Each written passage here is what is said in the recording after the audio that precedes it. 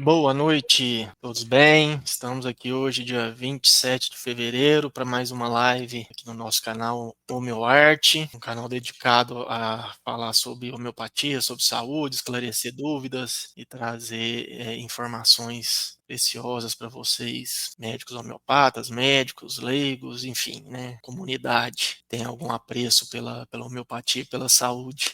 Hoje nós vamos continuar o assunto da semana passada de uma certa maneira, né? O Gilberto vai trazer para nós um aprofundamento aí dentro da sua visão sobre a patogenesia e à medida que as pessoas forem entrando aí, eu quero deixar bem claro que façam perguntas, tirem as suas dúvidas, né? A patogenesia até no meio homeopático é um tema controverso, né, Gilberto? Muito. Existem, não várias, mas algumas vamos chamar assim, interpretações, né, da patogenesia, da experimentação, da autoexperimentação, enfim, né, mas é um tema muito, muito importante para nós homeopatas, porque talvez seja o pilar principal da homeopatia, né? A gente pode seguramente afirmar que não existe homeopatia sem patogenesia. Depois o Gilberto pode até comentar essa frase, né, Gilberto? Sim. Então, a patogenesia ela é um pilar, né, central mesmo assim da homeopatia. Até conversando com o Gilberto, é uma crítica que eu faço, vou falar agora e talvez mais no final a gente fale também, né? Infelizmente, a patogenesia vem sendo deixado de lado pelas escolas de formação em homeopatia, e isso, de uma certa maneira, eu acho que dificulta o entendimento da homeopatia pelo médico homeopata. Enfim, né, nós vamos poder estar falando aqui hoje bastante sobre patogenesia e dúvidas, fiquem à vontade, né, a gente está aqui pronto para fazer um bate-bola, principalmente o Gilberto, que tem uma experiência maior do que a minha em homeopatia, não vou falar quantos anos a mais, mas algumas primaveras a mais, verões, invernos, Aham.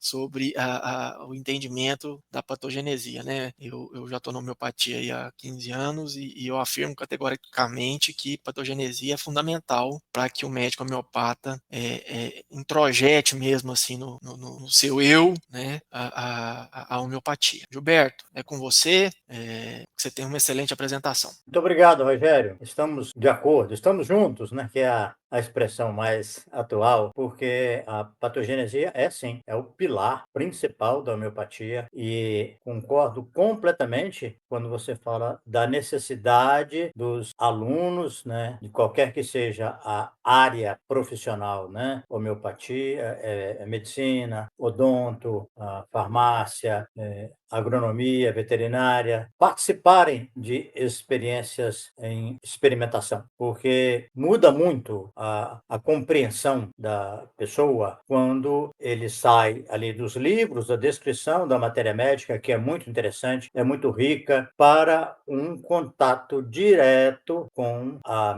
medicação homeopática e a maneira de entender os efeitos que já vou começar fazendo a primeira observação, né? Desde a origem, a homeopatia entendeu que o medicamento provocava nos experimentadores algumas alterações e isso, para o entendimento da época, foi considerado que eram sintomas. Mas, olhando bem, com mais calma, aproveitando a terminologia da farmacologia, nós vamos chamar isso de efeito. Então, quando a pessoa preparada, então ela tem que treinar. Vamos conversar um pouco sobre isso. Como é que deve ser o treinamento para os alunos, os homeopatas, para os voluntários que queiram colaborar com o conhecimento homeopático a respeito de medicamentos. A questão é que não é assim totalmente livre. Você vai tomar um medicamento homeopático para você fazer a patogenesia, você precisa ter um preparo anterior. Então, assim, a importância do tema não tem nem como eu realçar mais. Porque, como o Rogério disse, muito bem inspirado, sem patogenesia não existe homeopatia. Ou seja, sem a experimentação da substância em pessoas sadias, porque experimentação no homem sadio e patogenesia são sinônimos. Quando você fala, porque a experimentação de uma determinada substância, por exemplo, de uma planta, do Anacardium orientale, você está dizendo que fez com essa substância um procedimento procedimento científico, que é a ingestão de uma dose do medicamento feito a partir do Anacardium orientale para se investigar quais são os efeitos patogenésicos que são desencadeados naquele grupo de experimentadores. Então, considerando esse aspecto, eu diria assim que a experimentação homeopática, ou a experimentação, vamos dizer, estamos aqui como homeopatas, para nós o termo experimentação na homeopatia significa esse procedimento que eu acabei de definir, a operacionalidade dele, mas tem muitos aspectos para a gente trabalhar. Então, vamos ver o seguinte: quanto à substância, quanto à dose, quanto à experimentação individual ou em grupo, né? Eu quero dizer que tenho uma admiração e um respeito muito grande pelo Hahnemann. No livro Homeopatia e Saúde, eu disse que eu me considerava perante o Hahnemann como João Batista diante de Jesus. Não sirvo nem para carregar a sandália dele, porque ele está muito à frente. É uma criatura que fez um processo de desenvolvimento da medicina que é fenomenal. Mas algumas explicações que ele deixou precisam ser reformuladas. No tocante à experimentação, ele foi genial. Descreveu e realizou muitas das melhores experimentações que existem na literatura homeopática. Então, é difícil mudar alguma coisa do que ele fez, porque na prática ele era muito intuitivo e tinha uma vocação terapêutica raríssima. Então, tudo que ele pôde fazer para aumentar o leque de informações a respeito da substância para que ela fosse utilizada como medicamento, ele fez. Entretanto, algumas dessas aberturas, alguns desses empenhos são questionáveis, não por mim, mas por homeopatas que acompanharam o trabalho do Hahnemann, que participaram, e por outros que vieram logo depois e que que deram uma contribuição exponencial para a homeopatia. Tá tudo bem até agora, Rogério? Sim, Gilberto, pode continuar aí, você está sendo muito claro, fique à Tá. vontade. Tá bem. Então, vamos focalizar. O Hahnemann teve um cuidado bioético muito louvável, que foi diminuir a dose para a experimentação. Isso está muito claro no livro biográfico dele, escrito por Richard Hell, Samuel Hahnemann e sua obra, que é a melhor biografia produzida até hoje. E ali algumas opiniões, alguns comentários mostram que Hahnemann tinha esse cuidado de não dar uma dose muito forte que viesse a provocar alterações no experimentador, viesse causar um desconforto grande. Então, ele reduziu a dose e, com o tempo, os homeopatas passaram a... Algumas ele teve que diluir, não tinha como experimentar certos venenos, né, substâncias tóxicas, sem o devido cuidado de diluir algumas vezes.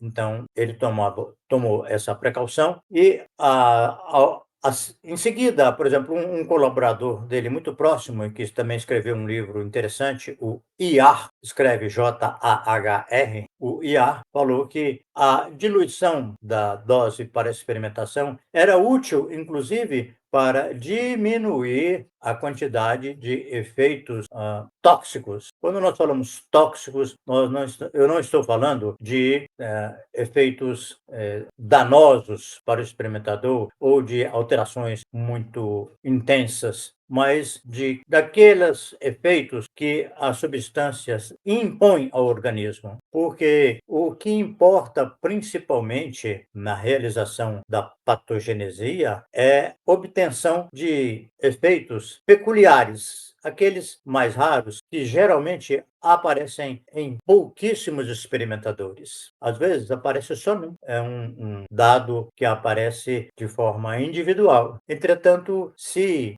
nós vamos apelar para tomar muito medicamento, tomar o mesmo medicamento em doses repetidas, provavelmente vamos aumentar um pouco a quantidade de efeitos, entretanto, eles vão diminuir a sua qualidade, porque vão ser repetitivos, vão acontecer efeitos que aí sim caminham para a nossa classificação de toxicológicos, porque são efeitos que são oriundos da quantidade da substância e não do refinamento e que precisam da sensibilidade do experimentador para que eles se manifestem. Bom, esse é um aspecto. Um outro que também foi revisado por outros homeopatas é a aprovação que o Hahnemann concedeu para a inclusão de efeitos que já tinham sido experimentados por aquela pessoa. Ele já teve aquela alteração na vida ou em uma outra experimentação. E quando ela se manifestava novamente, o Hahnemann autorizou que fosse incluído no rol dos dados daquela substância. E isso teve discordâncias,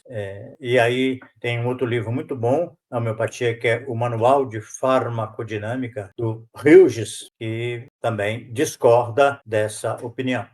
Eu também me alinho mais ao Hughes para dizer que o dado precisa ser muito bem analisado na sua procedência para a inclusão na lista dos efeitos obtidos. Um outro aspecto também que é relevante a gente ter uma discussão, e eu quero dar a minha opinião, é quanto à proposta de obtenção de dados que fiquem muito restritos à própria experiência daquele experimentador. Eu me baseio muito na tarefa do Hahnemann, que ele pegou um pequeno grupo e trabalhou muito com esses elementos e obteve um material que até hoje é dos melhores. Tirando esse aspecto, né, de aceitar efeitos que a pessoa foi manifestando em muitas experimentações, o mesmo efeito, né? Isso, quando eu comecei a analisar esse aspecto, eu encontrei as críticas também de outros autores. Por exemplo, um sujeito chamado Langhammer foi criticado exatamente pelo IA,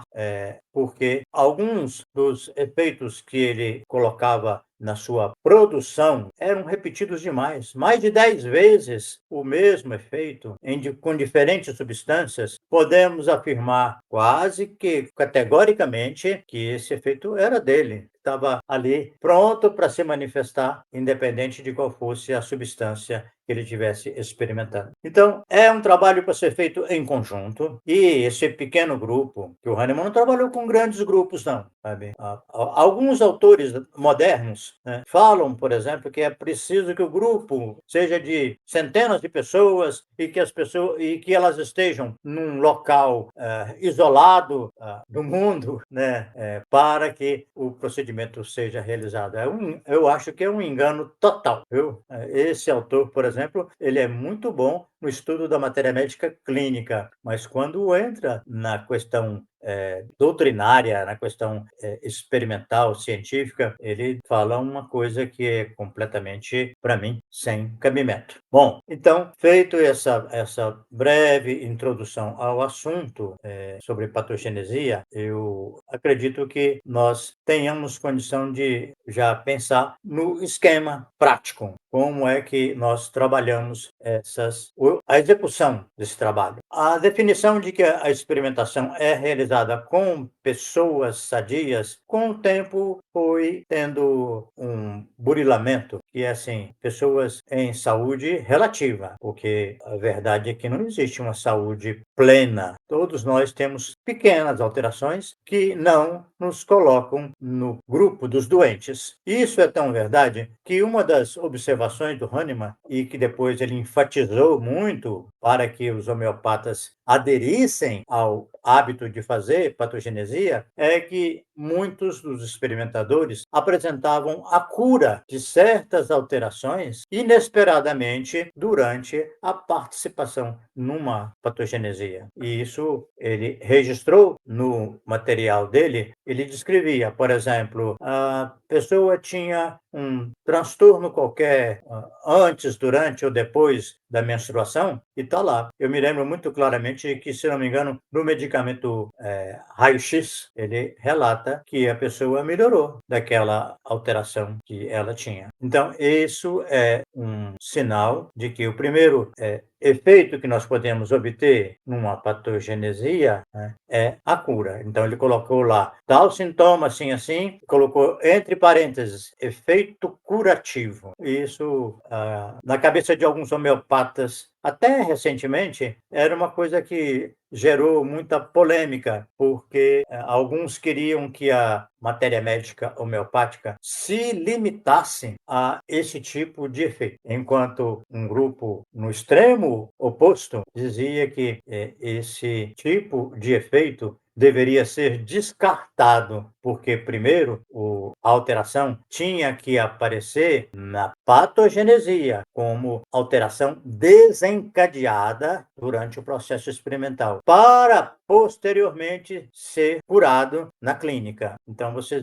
veem que é um terreno bastante confuso para a maioria dos estudantes de homeopatia e até para alguns que já exercem há algum tempo. A questão é que esse efeito curativo, essa alteração que foi curada espontaneamente e de repente num processo experimental, pode ser incluído com esse aspecto, com esse adendo, que é um efeito curativo, o que, de alguma maneira, aumenta o valor da utilização dessa substância para o tratamento dessa alteração, ou seja, já chega para a inclusão na lista dos efeitos com uma experiência prática a mais. Então, dá um passo adiante. Mas, em geral, não tem grande valor esse tipo de efeito, porque o mais importante na atividade, né, na realização da patogenesia, são os efeitos peculiares, aqueles que aparecem raramente e que somente adquirem essa importância porque, em geral, eles oferecem uma informação que vai ser complementada por outros efeitos dos demais experimentadores. Então, aqui nós podemos concordar, né, com ainda o IAR, que disse que o principal critério para a valorização dos efeitos obtidos numa patogenesia é a complementaridade, é o conjunto coerente que eles formam entre si. Então, pode ser uma coisa muito estranha, nós falamos também que um sintoma peculiar às vezes é raro, estranho e peculiar, e ele pode ser muito útil para o entendimento dos demais. Por exemplo, magnésia carbônica tem um efeito muito sintético. Diz assim: tudo prospera. E você, ao lidar com o restante dos efeitos, você vai ver que, se por um lado tem uma certa busca, né, de proteção e que o medicamento tem esse subtema de proteção, né, porque a função dela até na parte digestiva, no estômago, envolve ser capaz de fazer uma proteção da mucosa intestinal, mucosa estomacal.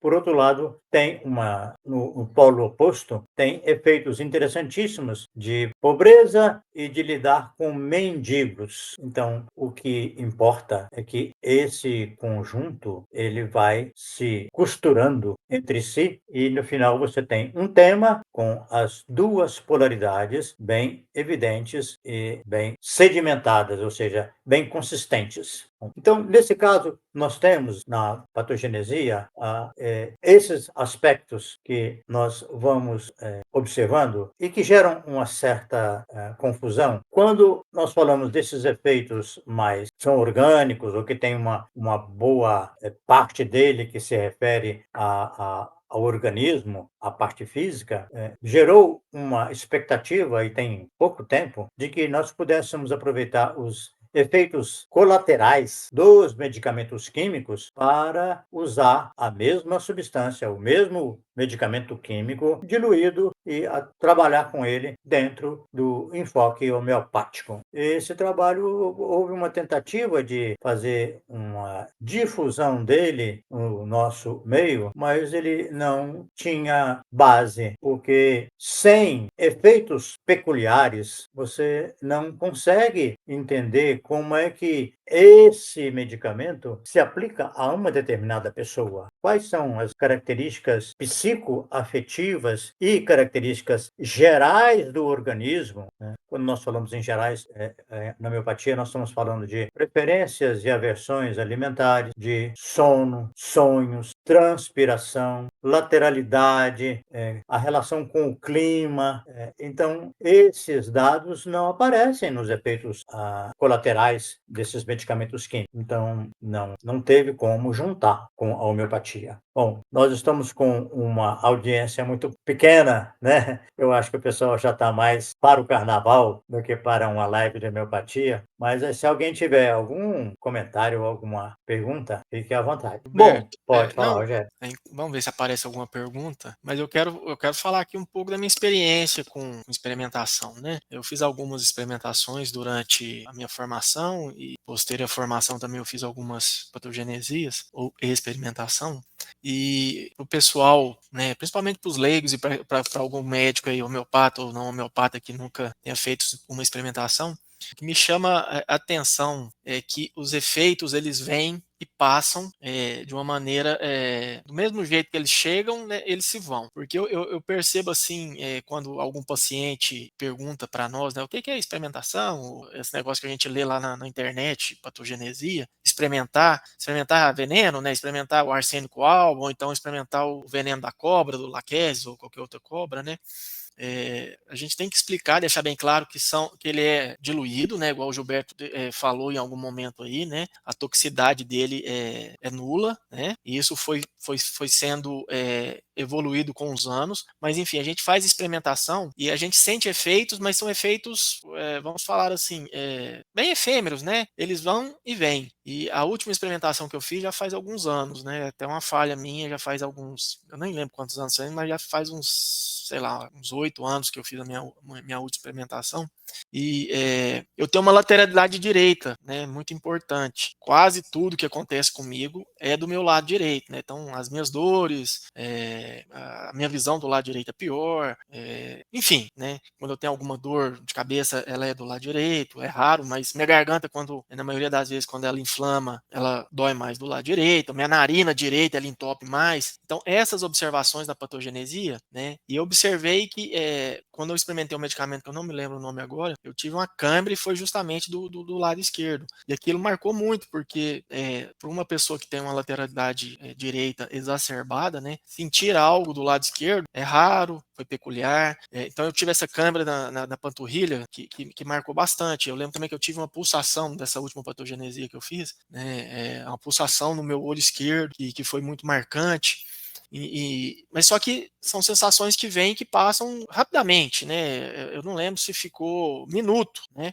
Porque as pessoas às vezes pensam que pode adoecer ou então alguma maneira assim de alguma forma lesionar ou alguma, né, alguma maledicência, vamos assim falar. Então, deixar claro aqui, né, para as pessoas que patogenesia, a experimentação é extremamente segura, né, e além dessa oportunidade de curar a gente de algum sintoma que a gente tenha, né? Enfim, é o que eu tinha para falar. E Gilberto, eu gostaria que você falasse um pouco da sua experiência com experimentação, né, para dar a sua visão pessoal aí do que você já viveu, né, para deixar para os colegas aí, principalmente, igual eu falei no começo da live, né, não sei quantas pessoas estão escutando a gente, vendo a gente agora, mas eu gostaria muito de reforçar para os colegas, né, os que já são homeopatas, os que estão estudando homeopatia, a importância de se fazer pelo menos uma patogenesia, né?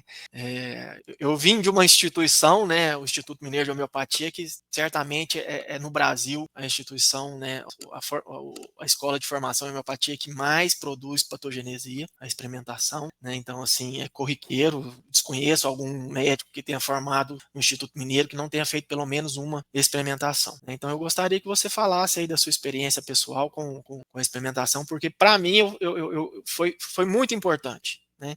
Desde o primeiro final de semana de aula que eu fiz lá no Instituto Mineiro, né, então a gente já entra, não tem nem tempo de entender o que é patogenesia, você já faz uma experimentação, né? E eu lembro muito bem da primeira experimentação que eu fiz, o tanto que aquilo me marcou, né? Então, assim, no primeiro final de semana eu já tive a certeza, a homeopatia tem efeito, né? As pessoas confundem muito, homeopatia tem efeito, homeopatia funciona. Homeopatia tem efeito. Se ela vai funcionar ou não é outra questão. Do mesmo jeito que a cardiologia, ela tem efeito. Se a gente vai tomar um medicamento para pressão ou para qualquer outra questão, vai funcionar ou não, é outra questão, né? Então, assim, a patogenesia é aquela entidade científica na homeopatia que não deixa dúvidas que a homeopatia tem efeito, ok? Então é isso, Gilberto. Ok. Então, Rogério, eu vou falar rapidamente da minha experiência pessoal, porque, infelizmente, assim, vergonhosamente é pequena, né? Mas eu tenho o prazer de falar que nós, depois da nossa formação, ou, no meu caso, do curso, né, que eu fiz pela metade lá na Argentina, a escola coordenada na época pelo professor Márcio Elizalde, lá não tinha essa ênfase, né, como a maioria das escolas não tem, para que os alunos façam patogenesia, mas tinha uma discussão muito boa, né? O Márcio era um grande filósofo homeopata, né? Então, nós começamos a trabalhar, fomos para Brasília, a Gilda, o César e eu, e começamos a atuar muito cedo na parte do ensino. Eu nem me sentia preparado, mas o pessoal, o Matheus Marim e o Gamarra, falaram que só iam dar o curso lá em Brasília de homeopatia se nós assumíssemos as aulas práticas. E aí, um pouco a contragosto, eu topei e fizemos. E fomos amadurecendo nessa capacidade, depois assumimos o curso completamente. Mas nesse período, logo depois que nós chegamos, nós resolvemos fazer patogenesia por nossa conta. E fizemos. E aí foi onde eu descobri como era um efeito do medicamento homeopático, que tipo de alteração que ele provocava. E é realmente como você disse, eu considero que um efeito homeopático é como um relâmpago. Você está quieto, está tranquilo, está tudo escuro, numa noite escura o efeito do relâmpago vai, clareia, mas é muito passageiro, tá? Então, é preciso que haja um treinamento. Da minha experiência de fazer isso algumas vezes, só com um pequeno grupo, né? Depois coordenei uma patogenesia com um grupo de alunos do curso de formação que nós tínhamos lá no Instituto de Saúde Integral e peguei esse material, coletei, fiz a distribuição. Foram 3 medicamentos, né? Arsenicum, Album, Alumina e Selênio. E arrumei direitinho o material e mandei para a revista lá do Vitucas, que era a melhor revista que nós tínhamos na época. E esse artigo foi publicado com um comentário de um colega nosso, um homeopata inglês, esqueci o nome dele agora, mas a questão principal é que eu coloquei um aluno para participar da patogenesia e ele tinha diabetes, mas ele estava estável, o quadro dele era estável, estava tranquilo, a vida dele estava toda bem arrumada, ele estava muito empolgado com a homeopatia e eu banquei essa participação dele, considerando então que o que importa não é tanto o estado de saúde, assim,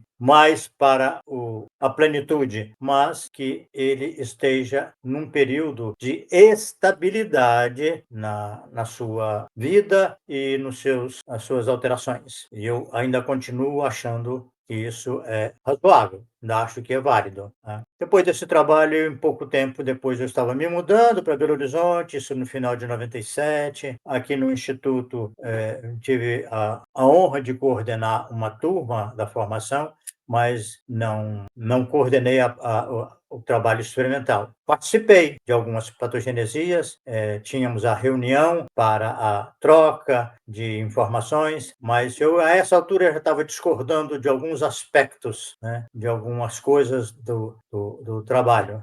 E isso é importante eu falar. E também não tive. Depois, nesse período ainda aqui em Belo Horizonte, eu estava tentando fazer um grupo, tinha um pequeno grupo de estudo do Evangelho que eu coordenava e eu propus para fazermos patogenesia. Era um grupo que tinha mais jovens e adolescentes do que adultos, mas eu achei que seria muito interessante fazer e começamos a fazer, mas o grupo não amadureceu o suficiente para ter um trabalho que eu pudesse registrar e divulgar. Por aí. Depois eu fui para o Acre e lá não tive oportunidade de fazer patogenesia.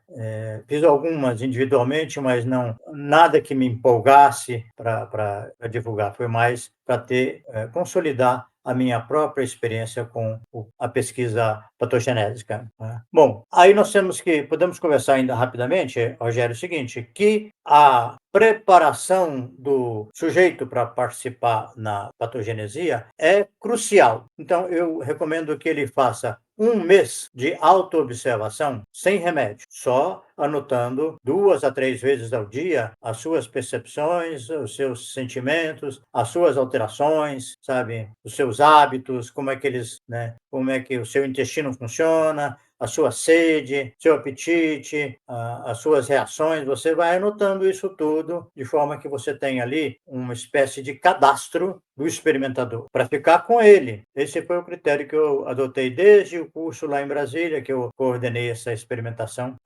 O supervisor não tem que saber da vida do experimentador, ele tem que acompanhar e, conforme um dos colaboradores do Hahnemann disse, que no final, quando ele ia entregar o material para o Hahnemann, as anotações para o Hahnemann, o Hahnemann perguntava: estou lendo aqui isso, estou entendendo assim, assim, assim, é isso mesmo? Ou seja, você confere se o que está escrito é aquilo que aconteceu, se o que o leitor está entendendo da redação corresponde à realidade do que foi vivido. É esse o papel do supervisor, né, de patogenesia. Então, nesse sentido, depois de 1 mês dessa autoobservação, eu sugiro que o experimentador faça a ingestão de uma substância, de um medicamento homeopático bem conhecido e que ele saiba qual é, e que ele possa, inclusive, ler na literatura o que existe de informação a respeito daquela substância. Porque o grande treinamento, a grande aquisição que o experimentador novato precisa fazer é identificar um efeito patogenético em si mesmo. Seja uma cãibra, seja um prurido, seja um sono fora de hora, seja um tremor na pálpebra rápido, seja qualquer que for a alteração que ele sinta e que é novidade para ele, que ele não teve isso antes. Ele anota no seu caderno de registro dos possíveis efeitos daquele medicamento. Vencida essa etapa e ele já se sentindo um pouco mais seguro do que é um efeito patogenético, pode repetir com outra substância e mais outra, se for o caso, até que ele esteja bem confiante de que ele está pronto para identificar efeitos patogenéticos de uma substância que ele não saiba qual é, então vamos para a terceira etapa. Aí sim, ele vai ingerir um medicamento homeopático sem saber qual e vai anotar os possíveis efeitos que apareçam, que pode variar muito, né? Pode ser um número maior ou menor. E, por último, a quarta etapa é que ele vai participar de um projeto experimental que ele não sabe se está tomando medicamento ou placebo. Acho que seria, na minha opinião, o roteiro para a preparação para o treinamento de um experimentador, até que ele seja capaz de participar de um projeto como esse com segurança e com boa resposta, tomando medicamento, e quando não toma, fica no placebo, ele tenha também acuidade para perceber que o que ele está sentindo, o que está manifestando é dele mesmo. Essa é a grande questão, um grande desafio é que ele saiba que ingeriu uma substância que promoveu efeitos ou o que às vezes até produz efeitos, mas durante a patogenesia ele pode apresentar alterações dele mesmo. Eu não admito assim que a pessoa, a partir do momento em que ela se dispôs a fazer experimentação, que tudo que acontece com ele é do medicamento. Não, eu acho que nós temos que considerar que a pessoa continua viva. Esse é o grande desafio. E aí, algumas novidades que ele vai sentir podem ser até interessantes, mas não tem aquele fulgor do relâmpago. Não é consequência do processo experimental. Tá bem? Muito bom, Gilberto. Eu também concordo com a sua visão aí. E eu vi que eu fui aprimorando, né, ao longo das patogenesias, das experimentações que eu fui fazendo, essa capacidade de auto-observar antes de fazer a experimentação. Eu acho isso muito importante, porque eu também eu concordo com a sua visão de que nem tudo que a gente sente durante a experimentação é um efeito do medicamento, né? E, enfim, é uma dica importante, né, para as pessoas, né, que elas tenham esse cuidado, né, de quando forem fazer uma experimentação, se observarem por algum tempo, igual você citou aí, um mês antes. Ô Gilberto, Rogério, eu sei que oi, você está para sair, mas eu quero colocar só mais uma coisa. O pessoal pode do Rio falar. Grande do Sul fez uma experimentação com dioxino e me mandou lá para o Acre para eu fazer uma análise da matéria médica, sabe? E eu fui olhar uma outra patogenesia, se não me engano, de Nova Zelândia, e desisti de pegar o material deles porque é tanta informação, sabe? E tanta alteração, tanto possível sintoma patogenético que não dá para você trabalhar, sabe? Perde completamente, porque os homeopatas hoje conhecem muito o repertório. Então, qualquer coisinha fala lá aquela alteração e o volume fica insuportável. Tá bem. Você Imagino. está saindo, né? Você falou que É, queria sair, estava saindo mais cedo. hoje eu preciso sair mais cedo, eu tô com um compromisso familiar aqui. Mas enfim, o Gilberto vai continuar aí, né? E um abraço, boa noite, né? Que tenhamos aí um carnaval moderado, né? E a Uhum. gente se vê na próxima É. quinta-feira, tá, Gilberto? Bom Tá restante de bom. live aí, deve ter mais uns 10 minutinhos ainda. Uhum. Mas Tá muito bom. Um obrigado, viu, abração, Gilberto? viu? Um abraço é meu. Até Obrigado a mais, você. tchau. Até mais, pessoal. Até Tchau. mais tarde. Então, nós temos essas dificuldades para deixar claro e continuar assim, porque nós estamos analisando o antes, o durante o processo, né, e agora estamos caminhando para o depois. Um outro critério muito importante no registro dos dados que a gente vai trabalhar é que, e isso aí o Hahnemann foi impecável, é trabalhar a redação do efeito de modo que ela fique sintética e que não haja nenhum acréscimo, nenhum comentário extra por parte do experimentador. E isso é muito interessante porque eu me fortaleci nessa convicção por conta de experiências que existem no meio judiciário. Eles fazem o seguinte pesquisa: tem um grupo numa sala, um lugar assim, e aí acontece uma coisa inusitada, estranha, mas é rápido, é questão de fração de segundos, né? Assim, poucos segundos e aquilo, pum, passa, mas é uma coisa que surpreende todo aquele grupo que está ali reunido. Terminou aquele fato, eles vão ouvir as pessoas que estão presentes para que elas narrem qual foi a percepção, qual o entendimento que elas têm daquilo que elas presenciaram. E aí acontecem as coisas muito desiguais. Não é possível você ter uma soma assim uniforme das observações realizadas naquele momento. Quanto mais tempo existe entre o fato e a experiência e a análise do registro, a coleta do registro, quanto mais tempo tiver transcorrido, mais diferente, mais variações você tem em relação a aquele fenômeno que foi presenciado. E, um outro aspecto, quando a pessoa acrescenta alguma informação, é muito mais provável que essa informação tem a ver com o passado dela, antes dela viver aquela experiência. Ou seja, se a gente não tomar cuidado, a patogenesia se transforma mais numa reflexão, como se fosse um diário do experimentador. Ele pode ter uma percepção de alguma coisa, um efeito patogenético, mas ele, se não tiver cuidado, ele sai daquele âmbito da matéria médica pura, que é a descrição rápida. Então, por isso que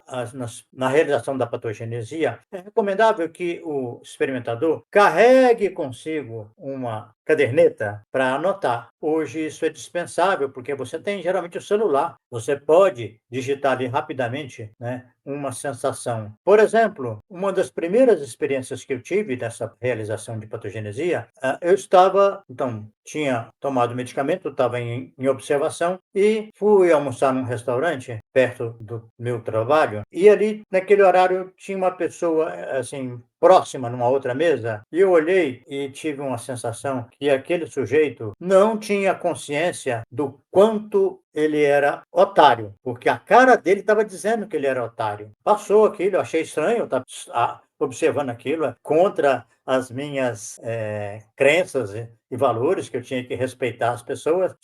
Cheguei em casa mais tarde, fui fazer a anotação das minhas observações, aí eu me dei conta que aquela sensação que eu tive, aquela percepção exagerada e equivocada do outro, era um efeito patogenésico que eu tinha experimentado. Passou, aquilo foi rápido ali naquele momento, mas me impressionou eu ter sentido aquilo, tanto que sim, eu não continuei com aquela sensação, mas ter tido aquela percepção foi tão interessante que eu me lembro disso até hoje. E isso já tem aí seus 35 anos, mais ou menos. Bom, então, essa redação tem que ser muito enxuta, sintética e restrita ao que o experimentador sentiu, percebeu, notou, mas não tem cabimento você colocar comentário do experimentador a respeito daquilo.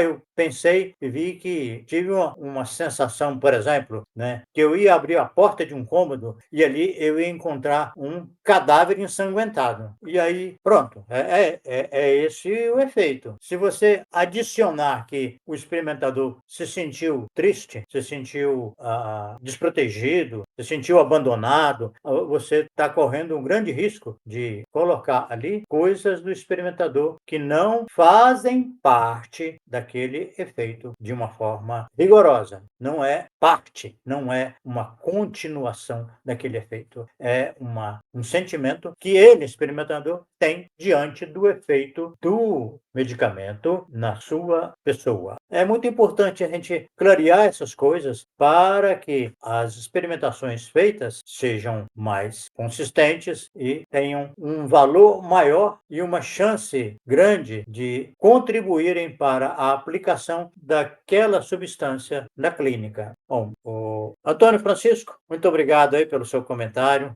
Eu acredito que nós precisamos realmente discutir esse assunto, né? Examinar, fazer a purificação, né? Rejeitar algumas ideias, algumas propostas, sabe? Porque não tem. Nós precisamos fazer a partir do Hahnemann, né? Em relação ao Samuel Hahnemann, eu quero dizer para vocês que eu entendo, como eu já disse, uma figura ímpar na medicina, mas ele era muito cientista. Ele não era profeta. Alguns colegas tendem a achar que ele se inspirou completamente nas experiências que ele foi vivendo no meio homeopático. Eu acho que ele foi muito compenetrado, ele dedicou-se de corpo e alma para o desenvolvimento da homeopatia. Mas algumas coisas que ele colocou como teoria homeopática, ele já tinha antes. Ele já defendia algumas dessas ideias antes. Por exemplo, no livro que ele publicou 6 anos antes da primeira experiência homeopática dele, ele publicou um livro com instruções para o tratamento de sífilis para os cirurgiões da época. E ali ele já fala na questão que a dose do remédio tinha que ser pequena para provocar uma reação do organismo, né? Eu acho que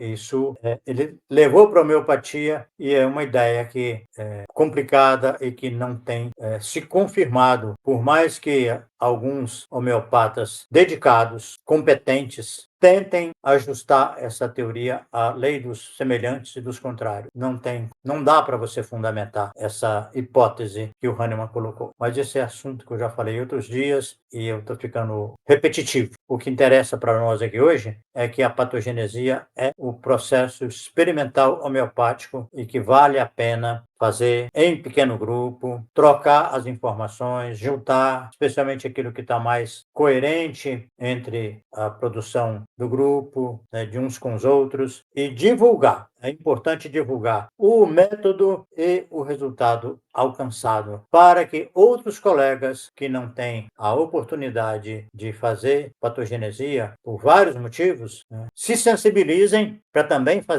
montar o seu pequeno grupo e aproveitem aquele conhecimento para levar à sua própria clínica. É isso. Estamos com o tempo vencido, não tivemos nenhuma pergunta, nenhum comentário, então vai para o YouTube desse jeito e nós vamos, se alguém quiser depois participar, discutir alguma coisa no YouTube, eu estarei à disposição, tá bem? Um abraço, muito obrigado pela sua participação, pela sua audiência e até quinta-feira que vem, se Deus quiser.